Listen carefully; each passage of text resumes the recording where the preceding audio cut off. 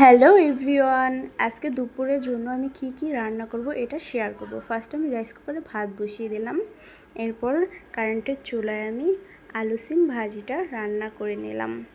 এবার ছোট্ট একটা পাতিল নিয়ে পাতিলের মধ্যে আলু ভাজিটা সার্ভ করে নিচ্ছি। এরপর আমি রুই মাছ ভুনা করে নিয়েছি। রুই মাছটাও ছোটো আরেকটা পাতিলের মধ্যে আমি সার্ভ করে এটা সরিয়ে ফেলবো। আমি আরও একটা আইটেম করেছি, ডাল। সো ঘন করে ডালটা রান্না করেছি অল্প করে।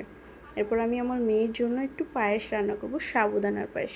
ফার্স্টে আমি দুধটা জাল করে নিয়ে একটু গাজর আর সাবুদানা ভিজিয়ে রেখেছিলাম, সো সেটা এখানে দিয়ে দিলাম।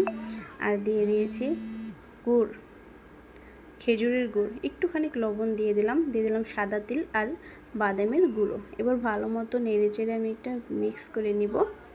সো খাবারটা রেডি হয়ে গেছে। আমি ছোট্ট একটা বাটির মধ্যে সার্ভ করে নিব। খাবারটা ঠান্ডা করে আমার মেয়েকে খাইয়ে দেব। সো এবার আমি এটা সরিয়ে আরেকটা ফ্রাই প্যান দিয়ে রুটি ভাজতেছি। আমি রুটিটা বানিয়ে নিয়েছিলাম কালকে রাত্রেই, সো এটা এখন ভেজে দিচ্ছি। আমার ভিডিওগুলো ভালো লাগলে লাইক, কমেন্ট এবং শেয়ার করে যাবেন। সো রুটিগুলো আমার ভাজা হয়ে গেছে।